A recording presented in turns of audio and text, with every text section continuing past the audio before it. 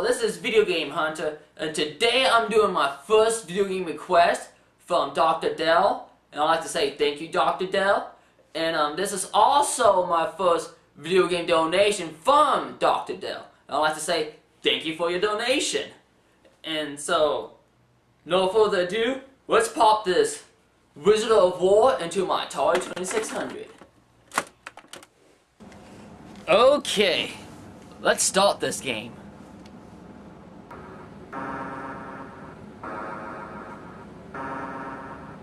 Why can't I move? Why can't I move? Damn it! My controller must be broken. Well, that's why I use the Sega Genesis for backup.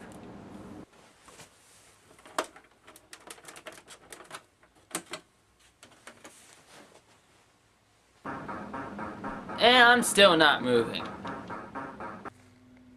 Huh. What if I plug in my controller in port 2? I wonder if that will work.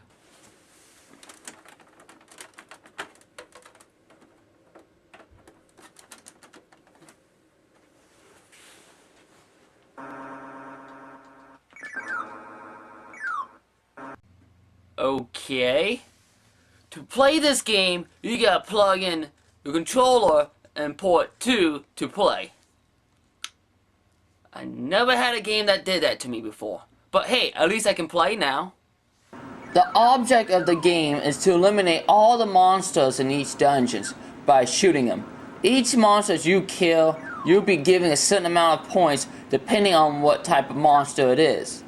The blue monsters you fight in the beginning of each dungeon aren't worth very much. And by the way, doesn't that blue monster look like a Charmander? Well, anyway, the monsters can also shoot back at you. However, they only shoot back when they see you. So the best strategy to kill them is to shoot them in their blind side, which is anywhere but in front of them. Also, if you don't clear the dungeon of all its monsters in a certain amount of time, they will start moving faster, and they will keep moving faster until you run out of lives or all the monsters are dead. Once in a while, after defeating all the monsters in the dungeon, a giant winged creature will appear. I have to say, when I first saw this monster the very first time and hearing that creepy little music playing, it scared the shit out of me. I didn't have a clue what was going on.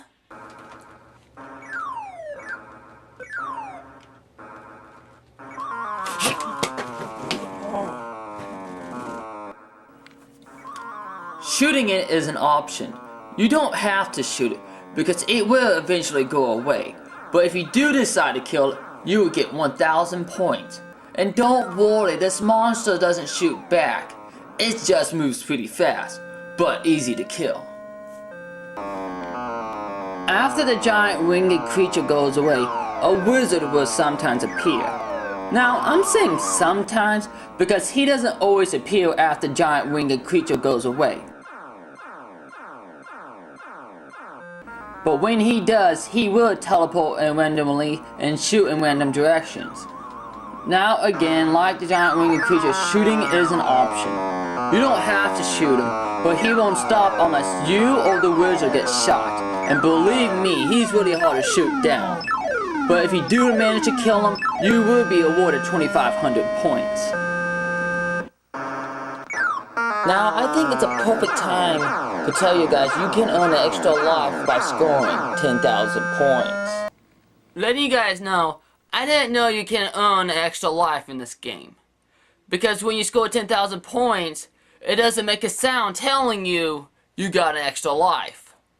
For example, in Asteroids, every time you hit 5,000 points, it makes a beeping sound, telling you you got an extra life. The only reason I know about this is because AtariAge.com.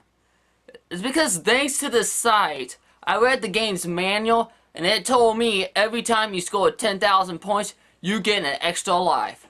You guys may have noticed the rectangle box at the bottom of the screen. That's the radar screen.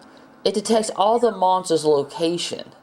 However, to me, it's almost useless.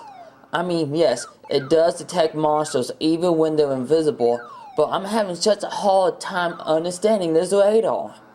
Most games I played, I can understand the radar with no problem, but this radar, not so well. Maybe it's to show the paths or the walls of the dungeon, then I'll be able to read it just fine. I don't need the radar when the monster is visible, but when they're invisible, I could really use a good radar. Now, let's talk about the controls. I got nothing bad to say about the controls. I can move around, so it's fine. Point and shoot, so it's fine. Nothing bad about the controls. But now the question is, do I recommend this game? Yes, I do recommend it. Now you're saying, oh, I found some small parts here and there, but that's a small parts. And the radar screen?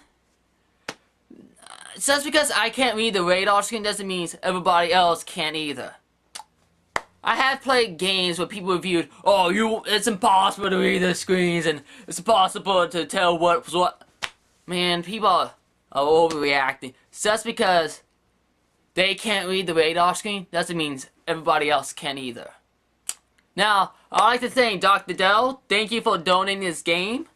And this is Video Game Hunter. Until next time, goodbye.